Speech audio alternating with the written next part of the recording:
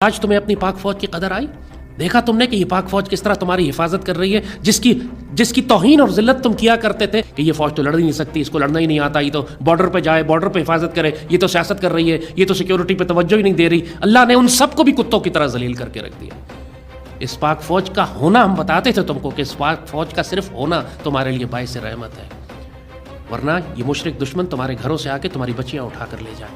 آج تم دیکھ رہے ہو کہ اللہ تعالیٰ کس طرح تمہاری حفاظت کر رہا ہے، تم سکون سے سوتے ہو گھروں میں، کیونکہ تم کو پتہ ہے کہ پاک فوج، ہماری اسٹریٹجک فورسز اور پاک فضائیہ جو ہے وہ جاگ رہی ہے۔ اگر یہ سب نہ ہوتا، یہ پاک فوج موجود نہ ہوتی، اس کا ہونا ہی اللہ کی رحمت ہے تمہارے لیے۔ آئندہ قسم کھاؤ کبھی اس پاک فوج کے خلاف بات نہیں کرو گے۔ اس کی پالیسی سے تمہیں اختلاف ہو سکتا ہے، فوج کو کیوں گالی دیتے؟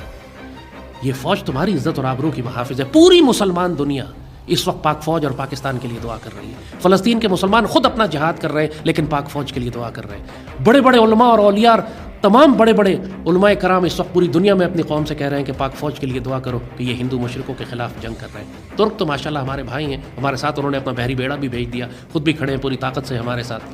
لیکن باقی مسلمان دنیا کے مسلمان ہمارے ساتھ دعائیں کر رہے ہیں، بالکل اسی طرح کے جیسے فلسطین اور یمن کے لیے دعائیں کی جا رہی ہیں۔ یہ غزوہ ہند کا تصادم ہے، یہ کفر اور اسلام کی جنگ ہے، مشرکین اور مومنین کی لڑائی ہے۔ اس میں کوئی نیوٹرل نہیں رہ سکتا۔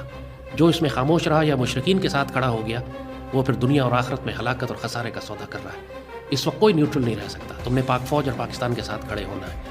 یہ غزوہ ہند کی جنگ ہے، اپنے آپ کو بدنصیب نہیں کر لینا۔ اس جنگ کے لیے صحابہ کرام نے خواہشات کا اظہار کیا تھا، انہوں نے خواہش کی تھی کہ اللہ ہمیں موقع دے تو ہم اس میں شامل ہوں۔ اللہ نے تمہیں موقع دے دیا، خوش نصیب ہو، اس کو ضائع نہیں کرنا۔ آگے اور آزمائشیں آئیں گی، پریشان نہیں ہونا ہے، قربانیاں دینی پڑیں گی، گھبرانا مت۔ اس میں اگر مارے گئے تو بہترین شہداء میں سے ہو گئے، اور اگر بچ گئے تو بہترین غازی ہو گئے۔ یہ جنگ بے شک لمبی چلے، اگر تھم بھی گئی، رک بھی گئی، دوبارہ شروع ہو جائے گی کچھ عرصے کے بعد۔ اس نے اب آخر تک جانا ہی جانا ہے۔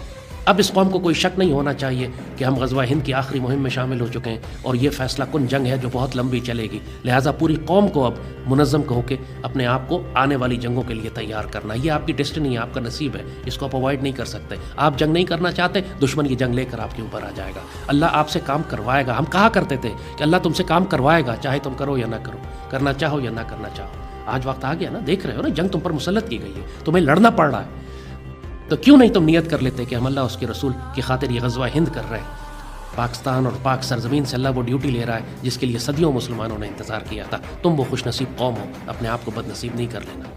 اور ایک دفعہ پھر بتا رہے ہیں کہ اپنی فوج کا ساتھ دو، اپنے سپہ سالار پر اعتماد کرو، اور فوج کی قیادت سے میں کہوں گا کسی صورت میں سیز فائر نہیں کرنا۔ آگے بڑھیں اور مزید ماریں ان کو کتے کی طرح ذلیل کریں، اتنا ذلیل کریں کہ آئندہ کے لیے اس کا فتنہ پاکستان اور مسلمانوں کے لیے ختم ہو جائے۔